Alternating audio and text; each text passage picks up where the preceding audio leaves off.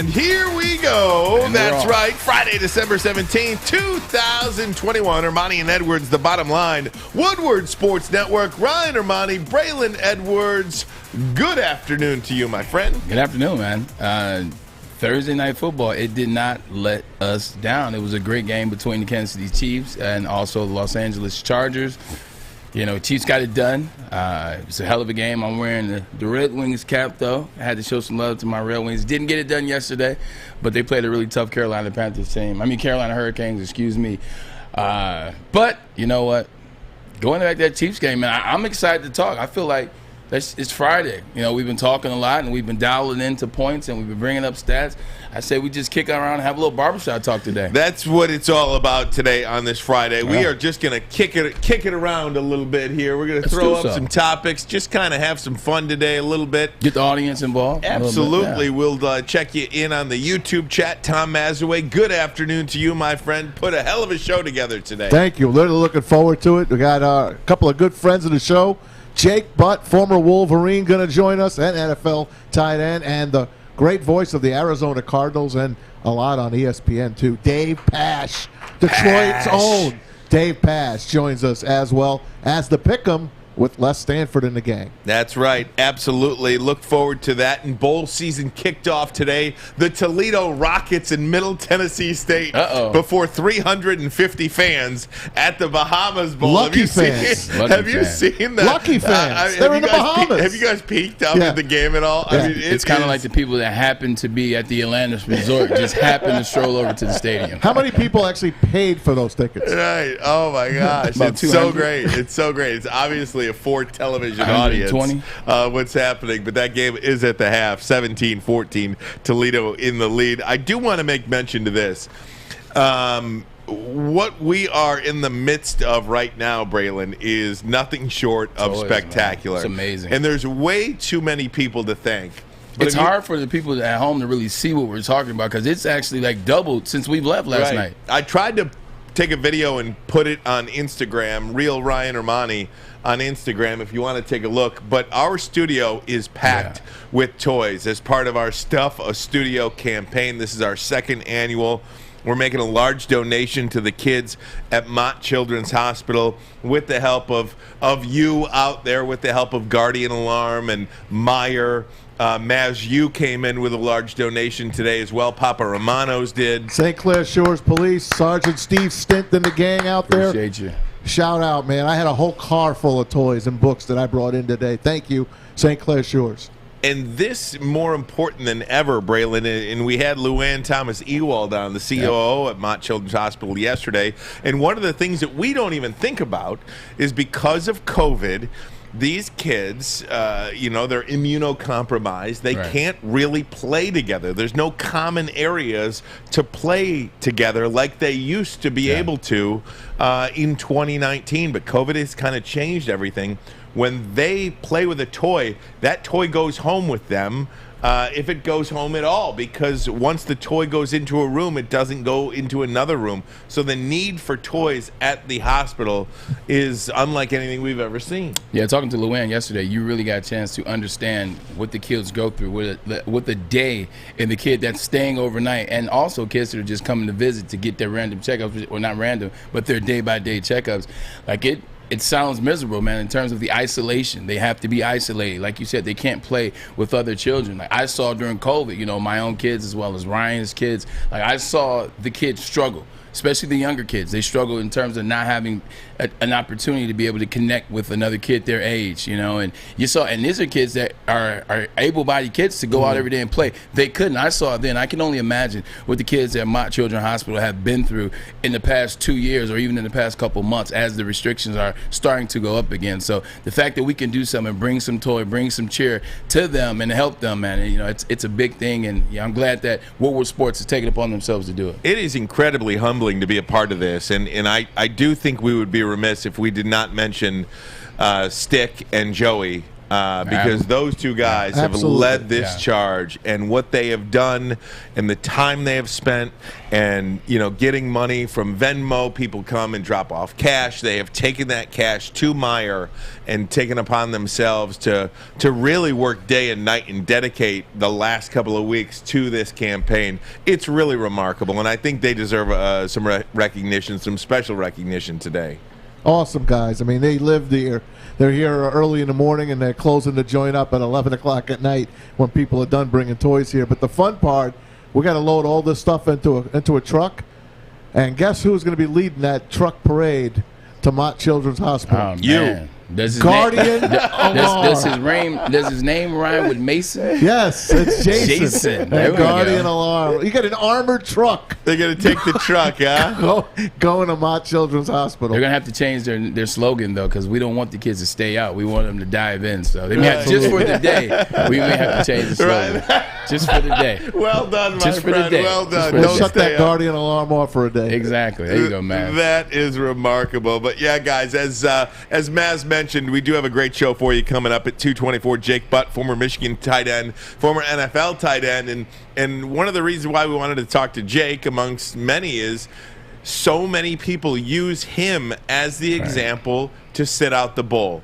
Jake Butt was going to be the first tight end taken, perhaps a first-round pick, solid first-round pick, because of the receiving tight end skills that he had. Was one of the most remarkable tight ends in college football, and played in the bowl game and injured his knee, and then he was done. Essentially became a fourth-round pick of the Denver Broncos, but just never really came back.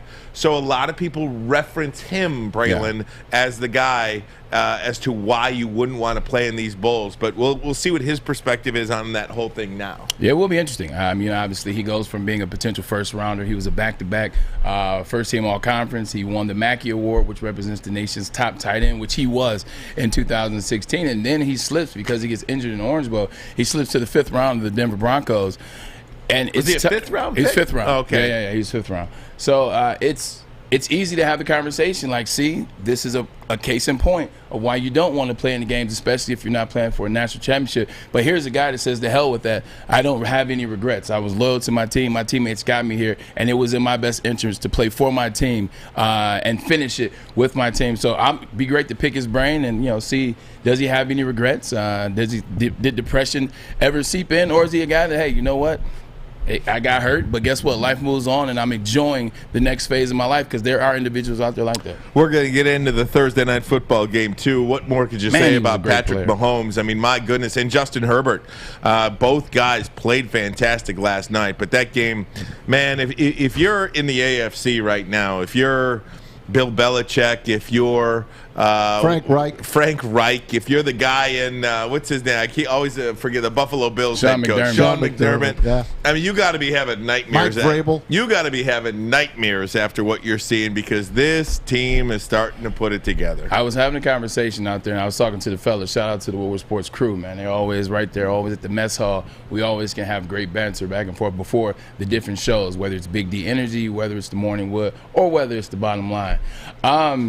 It's like a three-pointer who's struggling to shoot that three ball. Mm-hmm. And then they finally see one go down, nothing but net. Then they see another one go down, nothing but net. That's what Mahomes and this offense has been. They've been struggling. He's still putting up stats, but it's not in the way and the fashion in which we're used to from the Kansas City Chiefs and Patrick Mahomes. It's not the way in which got him paid $500 million. It wasn't $500,000. Got him paid $500 million. They kept giving him opportunity to show his greatness. And by them, I'm talking about last night and what they did in terms of the Los Angeles Chargers and the coach's name, Staley. Brandon Staley kept giving him opportunities and understand analytics. I understand, hey, you know what? You should go for it here. Hey, we're back. We're right here. They have to drive the length of the field. The way in which Melvin Ingram has played on that defense, he has been a man-child. He was in every play last night on the defense. He legitimately was in Herbert's face all night. He was stopping running backs all night. You don't give a guy like Patrick Mahomes an opportunity to see that three ball go in. And now when he's looking at the stat line this morning, Ryan, he sees 410 yards, 3 touchdowns, 1 interception. You see Travis Kelce sees 10 catches, 190 yards, 2 touchdowns. Now they're like, you know what? This is who we are. We are the best team in the AFC. We are supposed to go back and play against Tampa Bay in the Super Bowl again. And this time, guess what? We'll be ready and we'll beat them. And when I say he, I'm talking about Brandon Staley. He has just messed up the AFC picture because the Chiefs aren't going to let up. I'm glad you mentioned him because as much as Patrick Mahomes was the story, if Patrick Mahomes was story 1, Brandon Staley was 1A. And maybe even the story above Patrick Mahomes, because Brandon Staley was a 1A for sure. Yeah, if Staley makes different decisions, Patrick Mahomes isn't winning that game. No. Brandon Staley, you got to treat that game like a playoff game. You can't be looking at some chart. You got to go from. I mean, what he was doing, I understand inside the 1 going for the touchdown, but when you're at the 5-yard line in the first quarter, what are you doing?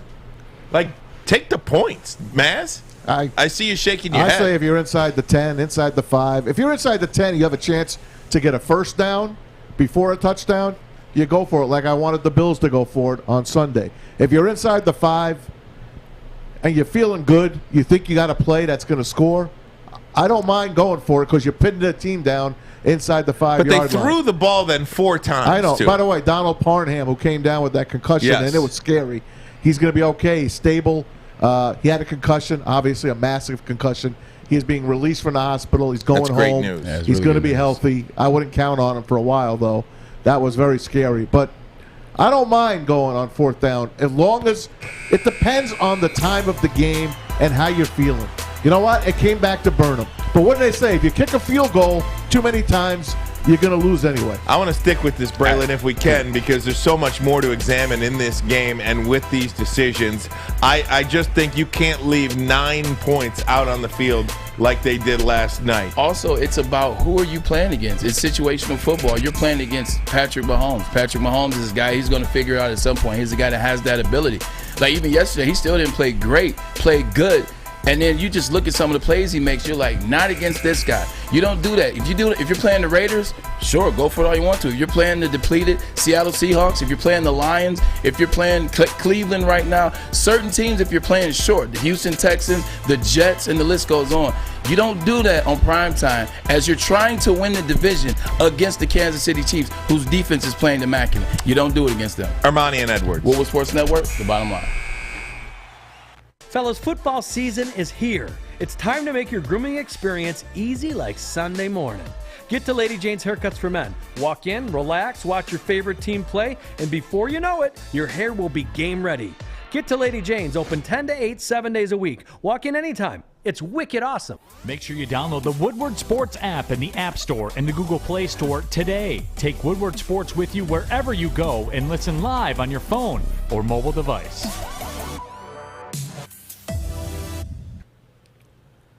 Hey, gang, it's Maz for our studio sponsor, the place I put my bets in, mybookie.ag. Don't forget to use mybookie.ag for your sports wagering and use that promo code Woodward. They'll double your first deposit all the way up to $1,000. You can't beat that. That's put $1,000 in. You got $2,000 in your account, and you can do whatever you want with that extra money. Don't forget, use the promo code Woodward. Hopefully, you had the Chiefs in the over last night. I had the Chargers in the over, and I had the Chargers to win straight up. So you know what happened in that game last night. That was the last Thursday night football game of the year. I'm a little sad. But there's Saturday NFL football, and there's bowl games going on. We got the Bahama Bowl going on right now. You got the Cure Bowl coming up a little bit later, and 6 games on Saturday. Go to mybookie.ag right now. Put your bets in. If you're a first-timer, use that promo code Woodward. Double your first deposit all the way up to $1,000. Good luck to you all. Bet anything, anytime, anywhere with MyBookie. If you have a gambling problem, please call the Michigan Gambling Hotline, 1-800-270-7117. Ermanni and Woodward Sports Network. 4th and 5 at the 5, 4th and 1 at the 1, 4th and 2 at the 28. Zotsky, 0 points. Braylon Edwards, Brandon Staley, terrible decisions in my opinion last night. You know another reason why they're terrible? Because they didn't work. That's why we're talking about this stuff. But when you are in that situation and you make decisions like that and you continue to compound and make decisions like you did last night, and more teams are doing this going forward on fourth down. But Braylon, in a game like this, that was a playoff game. In a playoff game, are you leaving points out on the field? Are you doing that? Are you making those decisions in a playoff game? And I got to tell you, I think the answer is no. I think sometimes the analytics get in the way of just regular feel for the game, feel for when to go for a play, feel for when to, you know what, let me take the 3 on here. Because you look at this is a division rival. These guys are fighting for first place in the division. They're fighting for position in the playoffs. For the Chiefs, they want to be the number 1 seed. They don't want to go to New England. For the Chargers, they want to beat the Chiefs, which would have been the second time. They want to win that division and give themselves the best placing possible and get back into some rhythm because they've been very inconsistent. They beat the Chargers but lost the week before that. They beat the Chargers, come back this week and lose again. Very inconsistent. Don't hurt yourself. Like, legitimately, you played hard. That offense played hard. Ekeler was in and out a little bit of that game. You lost some players. Mike Williams was out. He eventually came back. Keenan Allen was out, came back. You had the devastation that happened on the wide receiver that Maz is talking about. Had the concussion, went out on the gurney. Through all that, you still had opportunities to win and help yourself, put yourself in better position. Make the Chiefs beat you. Don't beat yourself. That's what I saw last night from Brandon Staley. This may be who he is and who that program is in terms of their identity. Go for it. Be aggressive. But when you look at situations like this, we could have been up 7. We could have been up 10. We could have done this. And then in the press conference, he doubles down on the concept of why in which they go for it, and they're going to be that team. So I just don't understand why you beat yourself. You gave the division away last night to Patrick Mahomes. You weren't playing the Raiders, a team that will fly with. It was against Patrick Mahomes, and sometimes they're going to get hot. And they really got hot when they needed to get hot. I think confidence is a big thing, too, and that's the quote Braylon was referring to. That's the way we're going to play around here. That's what Brandon Staley said. And, on the opening drive of the game, when you drive all the way down the field, what was that drive? It was a 6-play drive after the long kick return. They get down to the 5-yard line. You got to come away with points there in the opening drive of the game. There's no need to go for a touchdown on 4th and goal at the 5. And it gets back to the point where you're talking about outthinking yourself. Maz, I think Brandon Staley on that opening drive. 4 incompletions. I think what Brandon Staley thought about on that drive, the opening drive, you come down on the kick return. Should have been a touchdown. Mm-hmm. He made a nice move in to set up the block, and then he loses his feet, and he gets tackled at about the 27 or 26. Should have been a touchdown. Then you go from that to incomplete.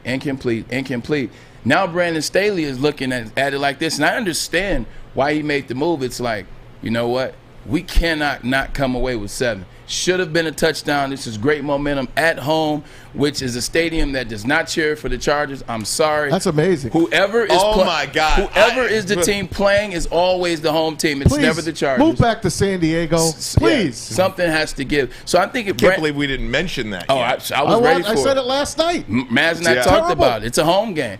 Brandon Staley said to himself, we have to get a touchdown on this drive. There's no way we can come away without. It's kind of very similar to what happened in Iowa. That first series against Iowa versus Michigan. They went down there. They did everything they could. Yep. They did a trick play. Yep. Trick play was wide open. It didn't work. Said, what the hell? We'll go for the field goal. They came away with nothing. And then and there, I said, this game's over. Michigan's going to destroy them. Same thing last night. When they came away with nothing, I said, this game's over. But they didn't get destroyed. They led by 8 points in the fourth quarter. No, you're right. I was just thinking at the very time, I said, that mental is going to be gone for them. Listen, they called 4 bad plays. They ran the ball for 200 yards last night. You got Eckler, you got Johnson, Chris Jefferson. Jones not being there yesterday was a huge. Run the ball. More confusing. Run the ball. Run the ball. And the quarterback, Justin Herbert, when he was rolling out, he had a chance to score a touchdown. He didn't. He had a chance to score. Yes, he I saw that. Yep. He did the second time he had it. He ran it in. You're a big guy. Run the damn ball in. Maz, I did see your text last night, and Braylon, as you say it, it was shocking to see the Chargers play 16 road games a year. Yeah. They Yeah, do. 100%. The 8 17 games, now. 17. Yeah. The 8 or 9 games they'll play traditionally on the road, and every home game they play Is an away game. is an away game. I don't know, understand. LA fans stinks, first of all. The Spanos family, they blew it. They blew it because they're the tightest wads. He just wanted to the be in NFL. Los Angeles. No, he didn't want to pay a penny out of his pocket for a stadium. And San Diego and LA, you have to buy your own stadium. Because Kroenke bought that stadium. He pays rent to the Rams owner. He's so tight, Dean Spanos and the family there. They're one of the worst owners in football to leave Crazy. San Diego and the Murph. The Murph is gone now. But build a stadium in San Diego and move back. You're not wanted in L.A. Yeah, you're not wanting San Diego either right now. Can I say this about the Kansas City Chiefs? Boy, they look good. And, it was almost like a rope-a-dope a little bit last night. Tell me, when there wasn't 2 minutes to go, down by 7, 3 timeouts, which quarterback, which offense would you rather have in that position? The answer is nobody. Yeah. Not Tom Brady, not Aaron Rodgers, not the Bucks, not the Packers. It's Mahomes and the Chiefs and those guys. Kelsey, Hill. That catch Tyreek Hill made when he was interfered with on the pass where both his arms are like down here and hauls it in. That guy's like the human joystick, man. I'm glad you cleaned that up by saying you started off by saying Mahomes. You started off by saying Rodgers and Brady, and then you said nobody, Mahomes and that team. See, now when you say Mahomes and that team, I definitely agree with you because that team is built for the comeback. That team made their Super Bowl run on comebacks. Now, if you said just quarterbacks, then I say I still got to put him 3 behind the big 2. But in terms of a full unit, I 100% agree with you. It's something about Tyreek in that moment. It's something about Kelsey. It's something about Kelsey. Look at the overtime catch. Bad It's something tackling, about. too. Let's say that. You said what? Bad tackling No, as bad, well. no, bad Very tackling. bad. Bad tackling, but just like they rise in that moment. Tariq has made a lot of these catches in that moment. You've seen Kelsey make a lot of plays on the sideline in these type of moments. Mecole Hardman, you see, this is when Mahomes comes to play. This is when he gets excited. This is when he earns that $500 million that they're giving him per 10 years. So they're a dangerous team to play in that moment, man. They're, like you said, you don't want to be in that moment with them, and that goes back to playing smart football by Brandon Staley. Got to kick some of those field goals. I understand it. I understand you want to be down there. You're driving the ball. But you got to pay attention to how the defense is played that you're playing against. 10.8 points a game is what they've been giving up over 6 games. Don't continue to put yourself in a situation. Look, there's one guy on this desk right now that has played wide receiver in the National Football League, and it ain't me, okay? So I defer to you on all things wide receivers in the National Football League. But Tyreek Hill, when he's going, to me is the best. There's nobody better. Faster, runs sharper routes, catches the football, yards after catch, can do anything out there. There's nobody in a big moment that I would rather have on the football field than him. Not Diggs, not insert receiver here. Cooper Kupp, Julio Jones, Devontae Adams. Right. Nobody I'd rather have than Tyreek Hill. So I would rather have Devontae Adams than Tyreek Hill, but that's oranges to apples or apples to oranges. What you saw in that game is early on, Mahomes, Andy Reid, and Eric Bieniemy on the offensive coordinator, they tried to put the ball in Tyreek Hill's hand early and often. Little quick throws, little quick zip routes. Hey, just take this little wide receiver flat. Hey, take this little wide receiver screen. You want to keep a guy like Tyreek Hill engaged because as you noticed over the past, when it wasn't working, drop passes when you come to him, he's not ready. You haven't thrown him the ball in a quarter or so. Tends to get frustrated. That's what happens with wide receivers. They kept him engaged, kept the ball in his hands, and you actually kept yourself some good rhythm because you made short second down plays, and that's how they had it all game. Hey, I got some COVID news for you, and it hits home. The NHL has postponed the Wings and Avs on Monday at Little Caesars. I bought tickets for my daughters for that game. Get out of here. D-Mac just texted me. You still get the tickets, though. It's just for when they redo the game. It's inconvenience, though. Well, my kids won't be home then. That's why I just said it's inconvenience. Oh, man. I got the Red Wings hat on, too, man. Man, oh, man. We'll talk about COVID and sports and what to do. We'll certainly know? do that. I think I do know what to do. Okay. I think I do. Okay. I think if I was the commissioner of all of sports, I think I know what to do. 224. Yeah. We'll get to Jake Butt, though. We'll do that next, and then we'll get back into our top 3 NFL teams and talk a little COVID in sports. I have all the answers, trust me. Ermanni and Edwards. Hey, man, I can't wait to hear this. Woodward Sports Network, Bottom Line. Hi, I'm Kay Cunningham. I'm proud to partner with Hall Financial, the mortgage company known for 5-star service. Don't just take my word for it. Check out their 5,000 5-star reviews for yourself. Go to callhallfirst.com and get started with your 5-star experience today. The pros know. Go! Listen Monday through Friday for Big D Energy Live on the Woodward Sports Network with Stanley Cup champ Darren McCarty, former Lion Joik Bell, and the silky voice of Neil Rule. Ladies and gentlemen, do you want to find out how you can get a job or a career, better yet, in an industry that is always essential? Tell me, Braylon. Well, you know what? Heating and cooling, it is always essential. In fact, we have the air conditioning on right now because this weather in Michigan has been very inconsistent. So I love the AC in the wintertime, just mind you. But like I'm saying, $77,000 right out of the gate. This is what you could be making. This is a career. This is how you get started. Fast track to a family, a home, the picket fence, the American dream. Visit northwesterntech.edu to find out right now. Ermanni and Edwards, the Bottom Line, Woodward Sports Network.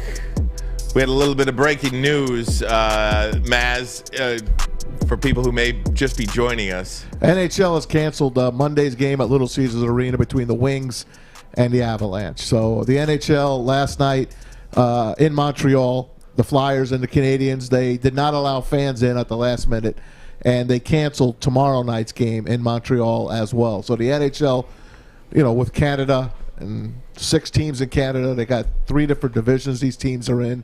It's kind of affecting as the trickle-down goes on COVID. We already know the NFL has well over 100 players in COVID protocol. The NBA has got a ton as well. So who knows where this is going. It doesn't look like it's going where I want it to go. I mean, there's no game at Little Caesars on Monday here in Detroit. It's, you know, the NHL, it's as Canada goes, so does the NHL. Notice last year when Canada kind of shut down the borders, that's when NHL said, hey, well, we're going to shut down the league or we'll suspend the league when Canada shut down the borders. So as Canada goes, so does the NHL. And I think other professional organizations, they learned from Canada. We'll get back NHL. into the COVID in sports, what's happening. I do believe I have the answer for everything. Shocking, I know. But here's I got NHL PR. Let me read it to you. The NHL has extended the period of game postponements for the NHL Flames through the 23rd. Additionally, Avalanche, Florida Panthers games will also be postponed at least through the scheduled completion of the league's holiday break, December 26th. So 3 teams games are canceled, and then the holiday break on December 26th. Before we get to Jake Butt, I quit teasing it and quit joking about it. They got to stop testing. Okay. I'm with you. If you feel fine and you're vaxxed, you're fine. I think you can't apply 2020 solutions to 2021 problems. The vaccines are out there. We are in this studio right now. All of us feel fine. None of us have like test weekly or test every other day. We don't know who's got what. Hey, man, don't put our business out there like that. No, but I'm just saying, there's 20,000 fans in the arena. You don't need tests. You don't need tests to go to the grocery store to get gas. I mean, why we're testing healthy players is a 2020 problem and not a 2021 solution. I think if you feel fine, if you're vaxxed, no tests. NFL has just come out with something now.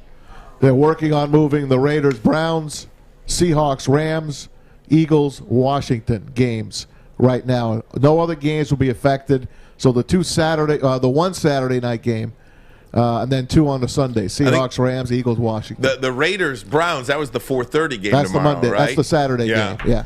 Baker Mayfield, very outspoken, about that. But we got him on the line now, guys. Jake Butt, former Michigan Wolverine tight end, one of the great Michigan Wolverine tight ends of all time, 5th-round pick back in 2017 of the Denver Broncos. Jake Butt joins the program. How you doing, Jake?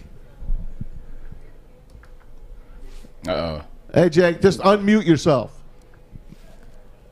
Are we muted? Are you muted, Jake? I'm sorry, we can't hear us. Did it freeze? That's gonna pop up now. We're gonna hear it in a second. Getting right back. All right. Well, we'll get back to him, guys. Great to hear Jake Butt's perspective. Again, one of the reasons why we want to have Jake on is all these guys skipping their bowl games now. It's become totally second nature that if you're in the bowl games and you have a chance to go pro, that you're skipping the bowl games, and Jake is one of the examples they use. Yeah, Jake said he doesn't regret his decision. Obviously, he was hurt in the Orange Bowl in 2016. He was hurt in the Orange Bowl against Florida State, and it cost him draft stock as well. So it'd be interesting to get his take. Like you see Kenneth Walker, his ankle is a little tweaked up, a little banged up. Says he's going to forego the Peach Bowl. Kenny Pickett, on the other hand, he wants to forego because he doesn't want to get hurt. He wants to raise his draft stock as high as he can. So it'd be good to get Jake Butts or Jay Booty, as they call it. Get Jay Booty's opinion. Jake, how you doing, my friend? Thanks so much for the time. Can you guys hear me? Yes, there sir. we go. Yes, sir. There we go. Nice. 2021, man. I mean, we're living in the future. It should be easier than this, but Here we are. Well, one of these days, Jake, we got to get you in studio. Absolutely. Here. It'd be fantastic to chat with you. But you put out a tweet, Jake, and I kind of loved it because you seem to be the centerpiece of discussions and the example that people use for skipping the bowl game and getting ready for the NFL draft. Whether it's Kenny Pickett or Kenneth Walker, people will refer back to Jake Butt's case. Yeah. Former surefire first-round pick, plays in the bowl game, gets hurt, and the rest is history. You responded to that. Can you tell us how you feel about being used as the example? It's funny because you have people using my situation to argue why they should play and why they shouldn't play. So there's people using my situation to defend their viewpoint that are polar opposite. And I think in football, it's so complex that a generality doesn't work. For me, everyone asks if I regret it. I do not regret it. I learned a lot of things. I went through trials. I think there's something to be said about that. There's some, physical, emotional growth that goes on through that. But I may have different values and principles than the next man. And when you're staring down the barrel, you have $4, $5, $10+ million waiting for you, and all you got to do is just get through this. I can't knock a guy for sitting out. And everybody, the big argument here is, well, why play the whole season? And the way I look at it is from the beginning of the season up until your last game, whether it's the conference championship or your last game of the regular season, there's a body of work where you can increase your draft status at that point. How much can you really increase your draft status in one bowl game? At that point, it's like your downside risk heavily outweighs your potential upside benefit. So for guys to sit out and take care of their future, I can't knock them. And Braylon, you know this too. The Combine's in March. So if you play New Year's Eve, you have a week of travel and you really can't jump right into lifting. You can't start hitting the Combine prep hard till mid-January. Yeah. If you sit out and you're done at the end of the regular season, now you start that Combine prep first week of December. That's another month to go out there and run a better 40. Yeah, bench prep, more reps, more Combine prep. People aren't understanding that, man. And where's the loyalty? Where's the loyalty? Notre Dame, Brian Kelly, you had a chance to go to the college football playoff. Whew. He left and didn't even give those players the time of day. There is no loyalty, and we're holding these young men, these 18 to 20-year-olds, to a higher standard than we are the $8 million coach. Don't give me that, man. Let these guys make the best decision for themselves. Yeah, Jay Booty, I couldn't say it any better than that. You know, it's tired of like all these coaches, these guys making these, you know, hundreds of $1 million. They get these deals on the table, and they get to up and book. Meanwhile, when a player wants to do something, now you got players like coaches like Dabo Swinney coming out and complaining. Lane Kiffin wants to come out of Ole Miss and complain as well. I agree with you. Tell them to shut the hell up. Hey, Jake, getting into the Michigan team this year. Obviously, I know Ryan and Mass have questions. I'm gonna keep it with the tight ends. How good was it to see the emergence of the tight ends? Michigan's always been a place where the tight end was important. You, Devin Funchess, when he was young. You look at Carson Butler. You look at Benny Jopru that I played with Jeremy Tillman in the '97 National Championship game. How good was it to see Schoonmaker and all come on this season for the Michigan Wolverines and Tate Myre? Yeah. Oh, man, I can't say this enough how proud I am of those dudes. And really, obviously, the flashy stats are the one-hand catches. You see Eric make a one-hand catch for a touchdown. Schoon goes out there and makes a one-hand catch down the red zone. Those are the flashy plays. But, you know, when you're a former football player, you watch the game with a different eye. They block their asses off. Ooh, they're doing wide insert plays and snapping linebackers' necks back. They're lining up and doing it again and again. Their blocking is what's really most impressive to me. And as you saw in the Ohio State game, you know, we won because we won the physical battle up front.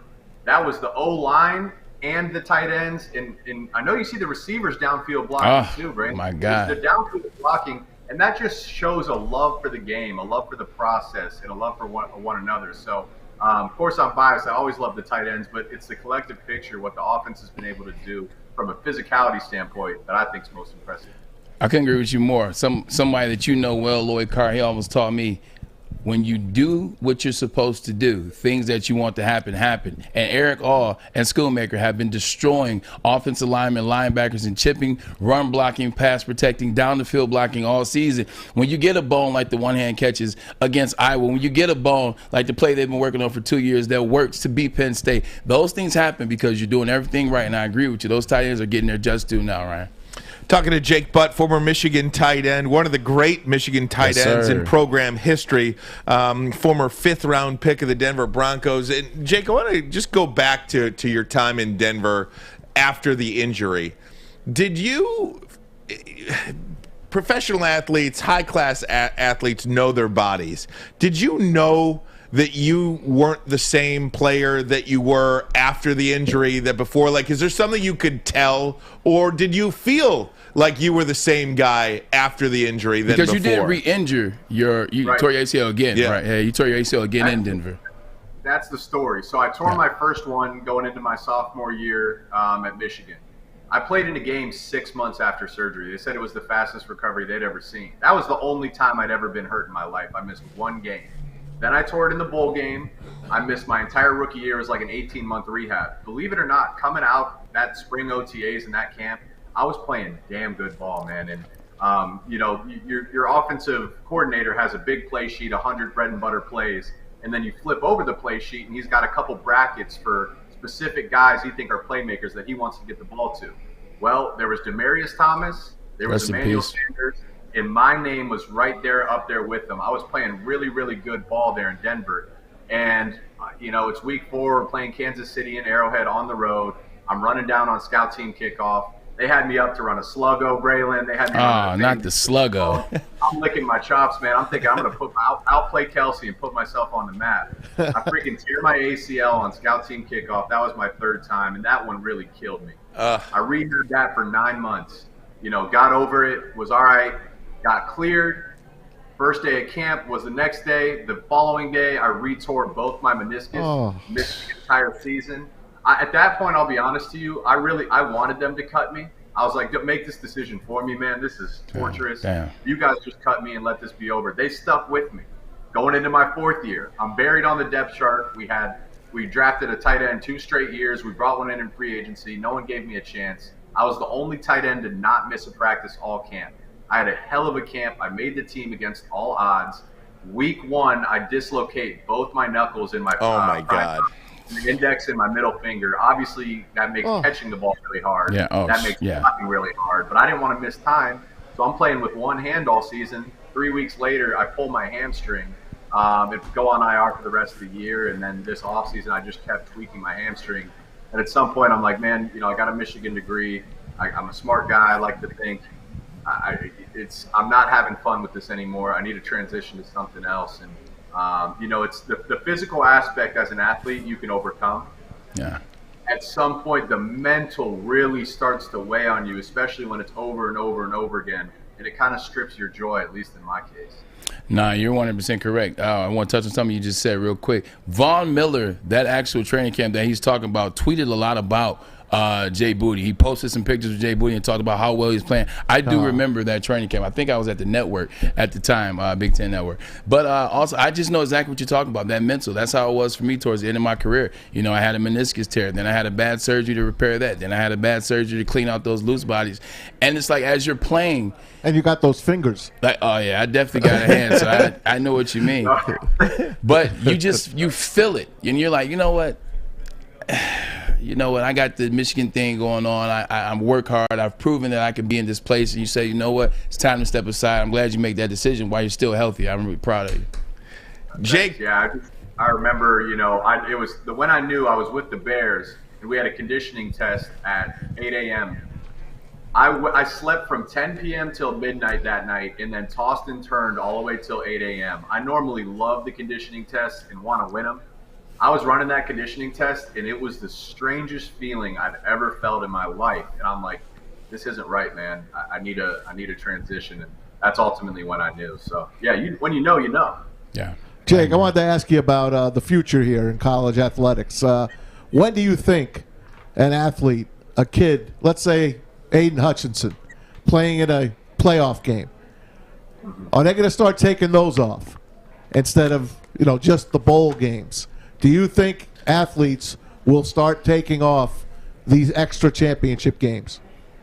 I would think not, because a national championship it's way different than the Peach Bowl. It's another level from a historical standpoint, and to get a ring and win a trophy, it'd be really hard to leave your teammates with the body of work that you put together to get there.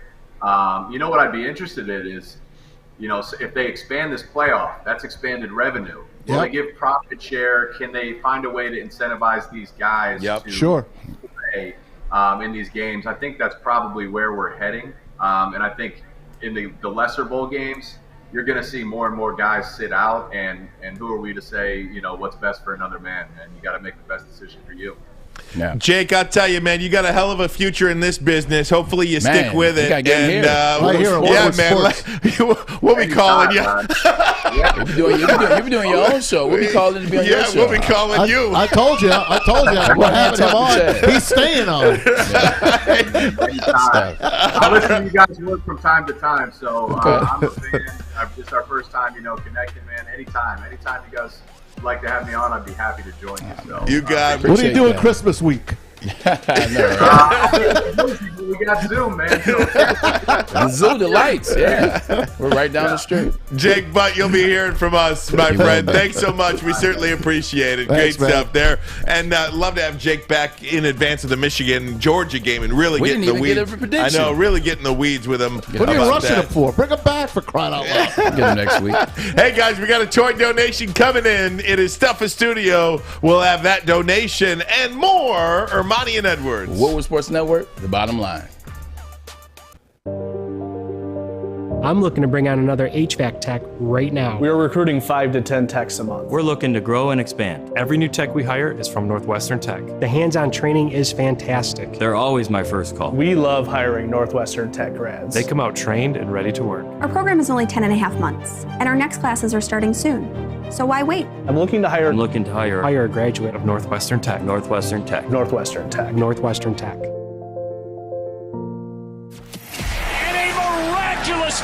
Follow us everywhere. Just search Woodward Sports on YouTube, Facebook, Twitter, Twitch, IG, and more.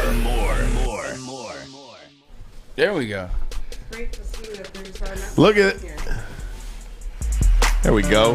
We got to get the mics going here. Am I on? Yeah, you're on. Oh, I am. Oh, sorry. Okay. And we're back. And we're back. Thank you, guys. I don't know what happened there. Stuffa Studio, Jenna's with us. Hey, everyone. How you doing, How Jenna? you doing? Get Good. that See mic you. closer there. There you go. Come on, Jenna. You're better Come on, than that. Jenna. Thanks for bringing this in. What do you got for us? Got a Oh, sloth? there's a little sloth. There we All go. these $22 for this. I'm like, I cannot pass it up. I cannot not That's get great. it. I love your ugly sweater. Why do they call them ugly sweaters too? And it lights up, they and I light up, and I got the shades. So It's cool though. And then It's got personality. a great big bag of stuff. I got toys. Leach, you'll love this. Yo, we bought the same thing, Alex. You see the putt-putt one.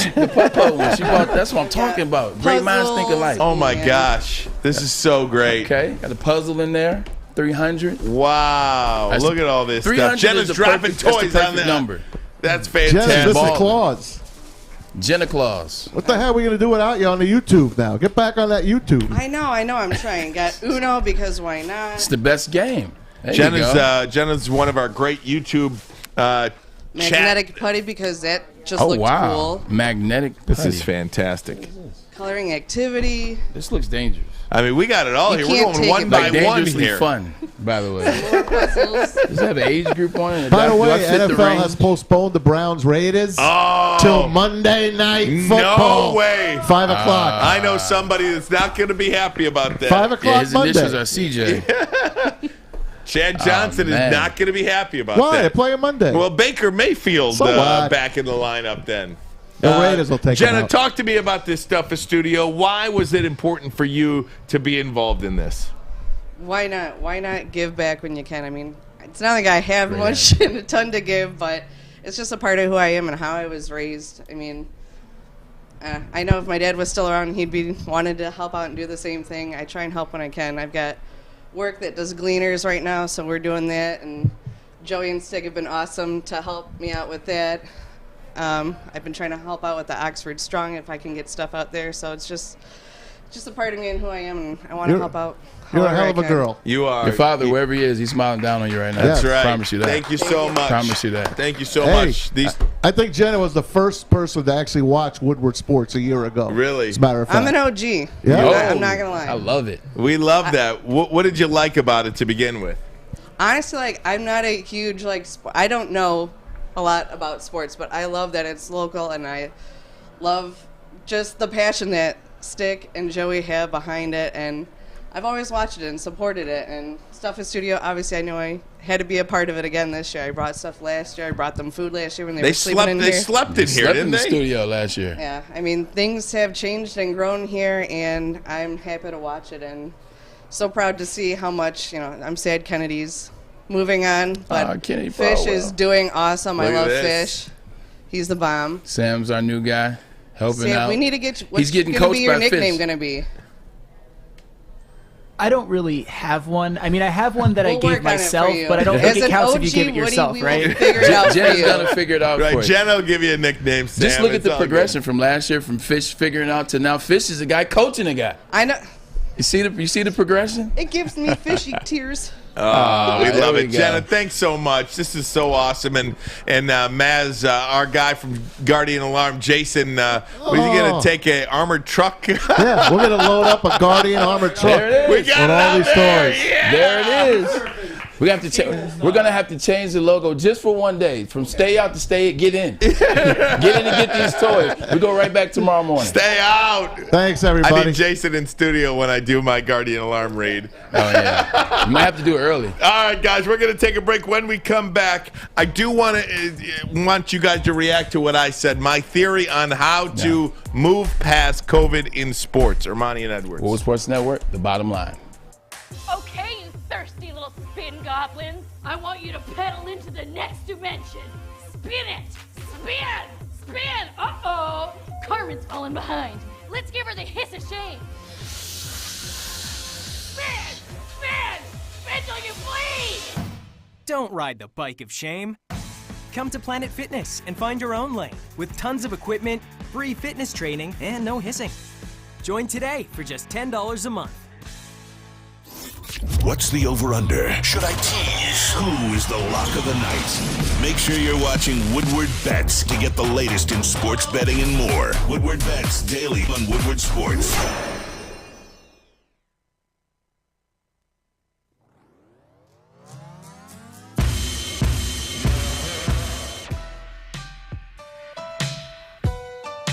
Come on. We're working on it. We're going to get Sam up to snuff here. It's all good. Working out the kinks. we'll be hiring Fish back in Fish, are you available? Fish, are you available to continue to work here on the program? All right. But guys, COVID in sports. Mass, help me out over here. What's going on? I just don't even know anymore. Can somebody stay in the somebody do please? something? Stay in the captain's chair, please. Stay out. All right, guys, COVID in sports. Maz, I believe that they should stop testing. Me too. I just think that nobody's testing anybody that's not sick anymore. Correct. Like the grocery store, the gas station, the restaurants, workplaces, nobody's tested anybody. So why would you, if you're a player, test if you're not sick? I think that's driving this whole thing, and there's no reason for it. The problem is, man, there might be some more Antonio Browns out there. There might be a percentage of these NFL, NHL, NBA, MLB players that really have not gotten vaxxed. And to play in the leagues, you have to be vaxxed, because if you show that you're COVID positive and not vaxxed, it's a minimum of 10 days. If you're vaxxed, all you need is 2 negative tests in a row. The problem is you get these false positives. But again, and last week, the Lions, they had like 8 guys throwing up, yet they didn't have COVID, but they're playing anyway, getting up. What happened to just getting someone sick? It doesn't always have to just be COVID. If you just have the flu or something, and you're allowed to play, yet a guy that has COVID but is vaxxed and is not showing any symptoms, he can't play. It doesn't make sense. Vaxxed, unvaxxed, especially when it comes to sports. There was a doctor on one of the local news programs today. He said in a year of this COVID, he has not seen one healthy, vaxxed person become very ill from COVID-19. And the professional athletes are some of the most highly conditioned, just perfect specimens that we have in our country. Oh, thank you. I appreciate that. I really appreciate that. And this guy said over the last year, since vaccines have been available, this doctor, one of them, I forget if it was Beaumont or wherever, it was a local hospital, Henry Ford. It was a Henry Ford, I believe. Dr. Skrinsky, to put a name on it. He said since this has started, he has not seen one healthy young person, essentially, adult age, that was vaxxed, that was really sick from COVID. So if you are Baker Mayfield and you are totally healthy and vaxxed, you shouldn't be taking a test. There's no reason to test him. None. But you allow C.J. Stroud, who's puking all week, to play that Saturday. It doesn't make sense. You cannot apply 2020 problems and solutions to 2021 solutions. And 80,000 fans. We know more now. 80,000 fans in the stands that aren't testing anything. Yeah, for me, it's I don't know where to lie on it. Like, at the end of the day, I'm vaxxed, I'm boosted. It doesn't matter. Whatever you choose to be there, go there. In terms of what the NFL is doing, I don't know if not testing or testing. I know that these individuals that are vaccinated, like you said, they operate at the highest level in terms of health, in terms of conditions. Like, these guys are in great shape. These guys are fine. They're taking the right precautions at the facility. When they're at home, they're taking it serious. I think, to a certain extent, I guess I'm gonna have to get off the fence, because I'm doing a lot of dancing right now. I kind of agree. Like, at the end of the day, like, they're outside, they play outside, they're not in each other's faces for long. You haven't seen any major outbreaks, but from team to team, it's more so within a team's practice facility where they're catching it and it becomes an outbreak. Guys aren't.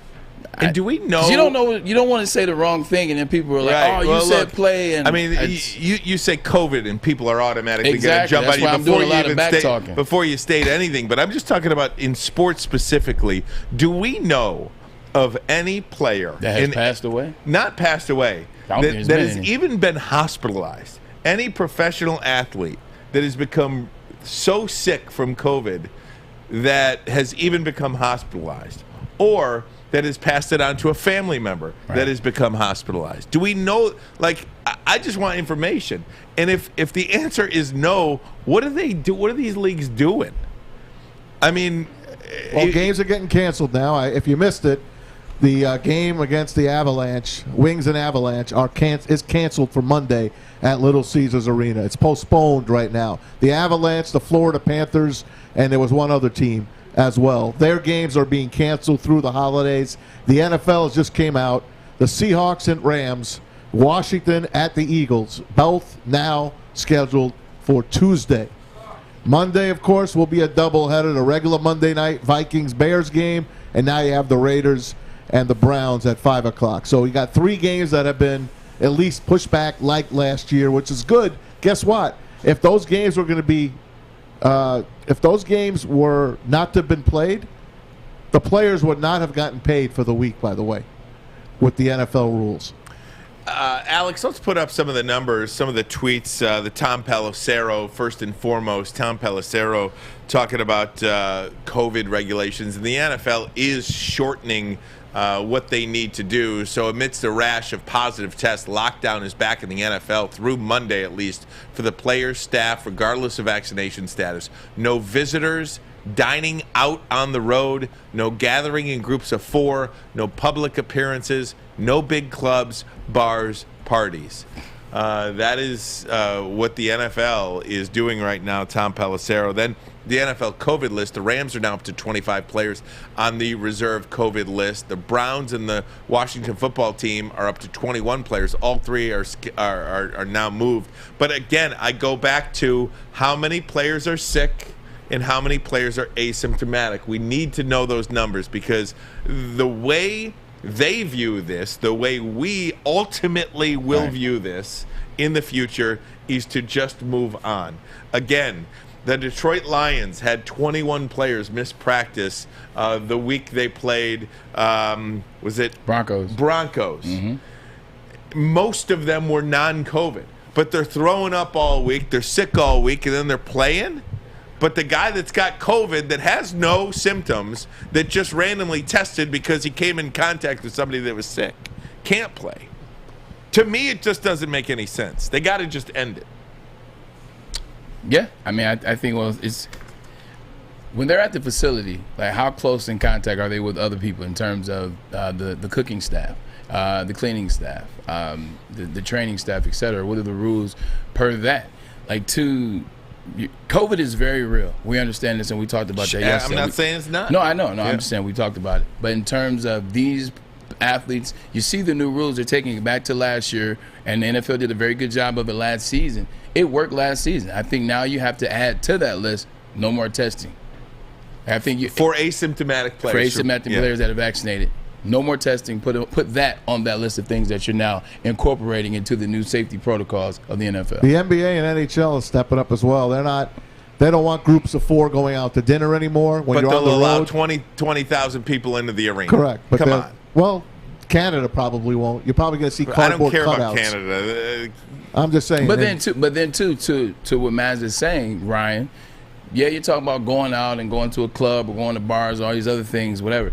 These facilities that they practice at, like I was in Florham Park when the Jets first built that new facility, Rotunda in Allen Park. These are state-of-the-art facilities with state-of-the-art ventilations. Their HVAC systems, shout out to Northwestern Tech behind you, they are on point. They do what they're supposed to do. So it's very different than, the state-of-the-art practice facility where guys are getting in the best situations, they're following the rules as they should, versus going out, hanging out, and doing other stuff. So I think that going back to what you said, it's okay to not test these guys because they're literally in these spaces, then they're going home. And then they're coming back to the facility, and then they're going home. And then they're traveling, and they're traveling state-of-the-art in terms of health. So I think you can ditch the testing for asymptomatic individuals. Justin Thomas on the chat says, what happens come Super Bowl? Let's say the Buccaneers go to the Super Bowl, but Tom Brady and Mike Evans can't play because of COVID results. Then what? You're not going to see that. And many of us believe that Tom Brady was COVID positive in last year's Super Bowl because he was COVID positive the next day. And they just didn't have the testing system in play. Right. Many people, Roger Goodell would go to the locker room to keep the swab out of Brady's nose, says David. It's probably what happened against Ohio State and Michigan. Right. All their players played in that game. You know what I'm saying? Certain times they know when to test and pull back. And if we're taking Baker Mayfield at his word, which, like I said, is an interesting thing, it seems like in his rant, he was alluding to the fact that not all NFL teams tested last week. He was alluding to the fact that maybe 3 out of the 32 teams tested. Now, if that's a deal, then that tells you what they're going to do when it comes playoff and Super Bowl time. They know when not to test individuals. They're ultimately going to change these rules. They are. I told you about last year's Super Bowl. That's what we just said. I'm sorry I was online. I know you were. My bad. Tom Brady probably played with COVID. No doubt. Yeah. Juice's Ghost says, I don't know if Maz said it, but all of this is starting to look a lot like they just want to cover the lawsuits in the long run. And lawsuits for what? I mean, unless someone passes away, I don't know. I mean, I don't know. It's tough. I guess there's a first for everything. But there's been 0 professional athletes even hospitalized that haven't had COVID-19. 0. So, I mean, I don't know. It sucks. I don't know. It sucks. It sucks. It sucks because very frustrating because it doesn't make sense. I think it's frustrating because you can easily jump into the fan side of things where it's like, man, let them play. I don't want to see the guys I want to see play. I don't want my team affected by COVID. They should get in there. Like, let them play. They're asymptomatic. Like, they're fine. They legitimately will miss the game and then practice on Tuesday. I get that side. But on the other side, NFL as well as health guidelines want to cover their butt as well. You want to make sure you're doing everything the proper way, and I see that side as well. That's why it's tough, because both sides have a legit argument. Yeah, I feel like sports is usually a reflection of society, but in this case it's not, because sports is the only ones that are tested. You see what I'm saying? Like, we're not tested to come into this building, nor to get a haircut, nor to get a coffee, nor to come to work or go to the grocery store. If you tested everybody that goes into a grocery store, you shut it down. But then maybe that's the point, though. Maybe they're acting as healthily as in line with the health and safety protocols as they can, so that they don't have that, so they don't have to shut down Allen Park or potentially have to cancel a game. Potentially. It's just it all just sucks. Hey, we got football Saturday, Sunday, Monday, COVID. Tuesday. Yeah, that's right. That's what do you all want to do I care next, Braylon? He talked about the football, man. Let's talk about some games that we got tomorrow. They canceled one and pushed it to Monday. So, and we got Deion Sanders to talk about. We got Ferris State and Valdosta State. Let's get into some football. Get away from the serious stuff for a second. We'll get into some football. Maybe Ermanni get to and Deion Edwards later. Woodward Sports Network. The bottom line. It's that time of the year again. Time for our second annual Stuffer Studio with Woodward Sports. Last year, Metro Detroit came together to help make the largest single toy donation in Mott Children's Hospital history. This year, we make it even bigger. Stuffer Studio is happening December 13th through the 17th at the Woodward Sports Studios in Birmingham. The children in Mott Children's Hospital fight so hard all year. Now it's up to all of us to help bring a smile to their faces. So while you're out holiday shopping, make sure you pick up an extra toy or two and help us spread some love to Metro Detroit this season. We look forward to seeing you December 13th through the 17th as we stuff our studio with Woodward Sports and Myre. Woodward Sports Network, let's go! Big names, bigger opinions. It's the bottom line on Woodward Sports. Hey, gang, I want to tell you about I want to tell you about Lady Jane's Haircuts for Men. That's right. Yes. Well, dude, I mean, come on. We're just trying to figure out the subject, trying to figure out some stuff over here, all right? Tell you about Lady Jane's Haircuts for Men. Football is here. It is wicked awesome, and so is Lady Jane's Haircuts for Men. Fellas, it's game day every day. I want you to come in, sign in, sit down. Before you know it, you're handsome and clean. That's right. All you got to do is walk into one of any of the locations in the state of Michigan or in the country, several states, if you're listening or watching outside of these great borders of Michigan. Come on into Lady Jane's. Wicked awesome. Wicked awesome. Guys, I want to get into our top 3 teams back into the NFL. That's what we're going to do next because last night we saw one of the best teams in the NFL at it again, the Kansas City Chiefs. Yep. I'm going to throw up my top 3. We're going to go around and give you the top 3 teams in the NFL to me. Number 1 still is the Tampa Bay Buccaneers. To be the man, you got to beat the man. Woo! And until you do it, Tampa Bay is the man. Same goes for Kansas City. 7 straight wins. The Kansas City Chiefs, 7 straight wins. Patrick Mahomes looks fantastic. The defense looks fantastic. I know last night aside, late in the fourth quarter, they've had some issues, but they got it done last night. So Tampa and Kansas City, and then the Green Bay Packers. Green Bay hot on the heels of Tampa in the NFC. So, guys, that's my top 3. Tampa, KC, Green Bay. Same for me. I think Tampa Bay, they're number 1. Tom Brady, what he's doing is ridiculous. It's not even about his age. It's just the level in which he's doing it at. It's the efficient level in which he's doing it. It's the way in which he's having fun, too. People look at the team, and what you remember of the Tampa Bay Buccaneers is you remember the defense in the playoffs last year. So people are assuming, it's Tom Brady and the defense. But if you watch, for the majority of this year so far, they haven't been that defense of the playoffs last year. It's been Tom Brady. It's been him making the throws at the end of the game-winning drives. It's been making plays in overtime. It's been the relentlessness in which he ran with. Look at the game yesterday.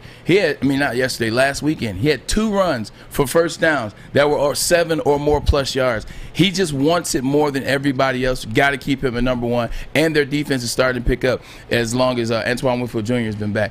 Then number 2, you got to have the Chiefs. Got to have the Chiefs number 2. Nobody wants to play the Chiefs because they're a team that's figured out on defense. Melvin Ingram might have been the best in-season defensive move in the last 6 years. And then you look at what it's done. They're 6-0, 7-0 since acquiring Melvin Ingram, and he was all over the field last night. You saw what Brandon Staley wanted to do. He wanted to play the analytics game. He wanted to give them opportunity after opportunity. Well, Patrick Mahomes, Travis Kelce, and Tyreek Hill figured out to a certain extent. 410 yards, 3 touchdowns, 1 interception, 10, 190, and 2 for Travis Kelce.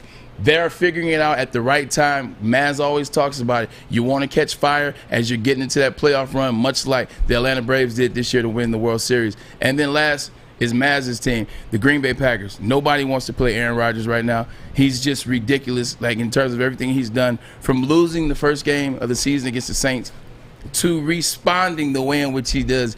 That's why it's such a tight race for MVP between him, Tom Brady. I like this 3 as a list. And then I think going back to people talking about the Patriots, what the Chiefs did yesterday, you realize that that's the team no one wants to play in the AFC. Nobody wants to play against the Chiefs. They were the Super Bowl champions 2 years ago. They went and lost last year undermanned, and now they're back on track this year. So Patriots outside that top 3. My turn. Your turn. If you turn around and look and play tic-tac-toe on the board, what's the tic-tac-toe team? Oh, good job. Green Bay. That's the world champion. I'm sticking with it. I love them. I don't see how they could be weak. I think they've got it just where they want it. I wouldn't want to play in Lambeau if I was any other team. The Buccaneers are terrific. They return all 22 of their players from last year. They're going to be tough to beat with Tom Brady, but I think they'll meet their match this year. And the Chiefs right now looking good. I almost stuck the Colts in there, but I got to watch the Colts for the next 2 weeks. We've all been on them. I all like the Colts. We all think they're the sleeper. I want to watch them the next 2 weeks before I drop them in there, but you can't pick against Kansas City in the AFC right now. Well, you'll get a chance to watch the Chiefs close up and in person because they play against the Patriots this week in football. So you get a good chance to see if the Colts are really for real as we claim they are, or if the Patriots are really for real like half the people think they are. The other side of it in terms of Green Bay, this is something that's been bothering me, Mass, and this is why I can't put them as the favorite to go to the Super Bowl or win the Super Bowl. Aaron Rodgers is the best regular season quarterback we have ever seen. Best regular season quarterback we've ever seen. He can't win in the big game, though. Well, he hasn't yet. He won once. No, but he's also 1-6 in NFC Championship. I know, that's what I mean. He's won 1 Super Bowl. He should have won a lot more. No, he's not saying the Super Bowl. I'm saying in the NFC Championship game, he's 1-6. Yeah, that's what I'm talking about. He's only gotten to 1 Super Bowl. He's only gotten to 1 Super Bowl. And if you think about that one, who was hurt randomly in the one game that he was allowed to go to the Super Bowl and win it? I think Jay Cutler was sitting on the sideline. Chicago Bears were whooping Aaron Rodgers' butt. You don't want to do with the shoulda, coulda, woulda game. But Jay Cutler and them were killing him in the first half, and he didn't play very well. The defense got that win for him. But you're right, he has one. He doesn't play well in the NFC Championship. It's always something. Last year it was something. Against Seattle it was something. It's always something, and that's why I can't pick them to be the number one team, because they can't get it done, and it's not like it's on the road. He's 1-4 at home in NFC Championship game. That's Lambeau. 1-4 at Lambeau, 1-6 altogether. Yeah, it's one of the things I'd like to do next week, maybe after this week's set of games. There's 1 month to go in the season. Green Bay, Tampa Bay, and Arizona all sitting at 10-3. Let's look at their schedules over the next 3 weeks and just see where home field is shipping up, because I think in the NFC specifically, I don't think home field really matters. I mean, you always want to play home as opposed to the road. You're probably right. But Tampa Bay could go to Green Bay and win a game. Cardinals are 7-0 on the road. Green Bay can go to Dallas or Tampa or Arizona or the Rams. They could go anywhere and win a game. Stafford has won at Lambeau. There's only one team in the NFC that really, really, really shows you that home field advantage matters in playoffs. They're not a good enough team this year to show you, but that's Seattle. That's a place where home field advantage matters. They don't lose at the Hawks' Nest. So I think that's the only place in the NFC. But to your point, you can go to Dallas and win. They've proven that year after year. Green Bay, well, he proved that last year. Shoot, what the WFT, they came down to Tampa. They almost got a win last year in the playoffs. So you're absolutely right about the NFC. And even in the AFC, right? Nobody wants to go to Gillette, though. Nobody wants to go to Gillette. But if you're Patrick Mahomes and Arrowhead, I mean, come on. Like, is Patrick Mahomes scared to go to New England? Could he go win a game in Buffalo?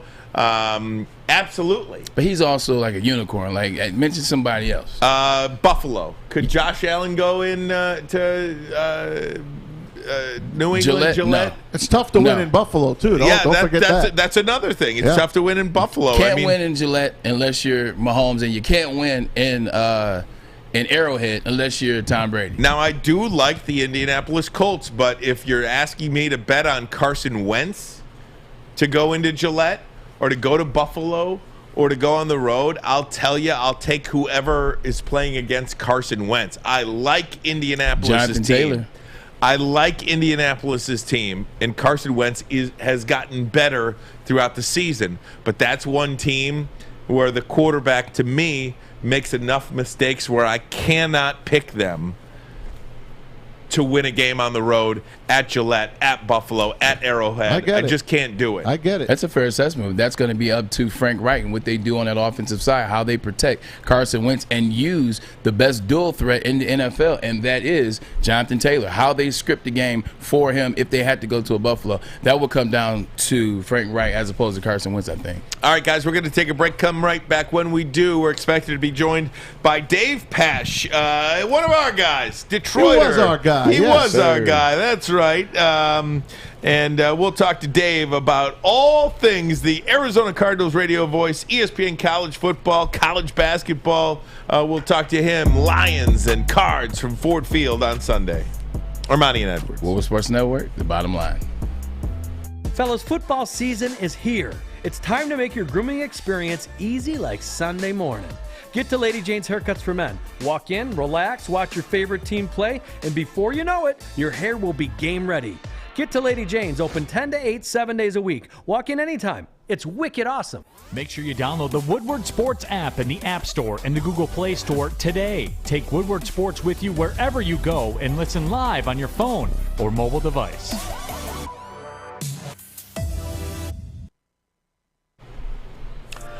Woodward Sports Network, Ryan Ermanni, Braylon Edwards, and Tom Mazawey. Talking a little Lions, Arizona Cardinals now. We'll do so with the radio voice of the Arizona Cardinals. Also, you hear them and watch them on ESPN, college football, college basketball. Dave Pasch joins the show. How you doing, Dave? I'm good, guys. How are you? Doing fantastic. I'll tell you, we've lived through worse Lions seasons than this, Dave. Yeah, somebody there for a couple of years back in the mid-'90s. I'm well aware. Very familiar with that.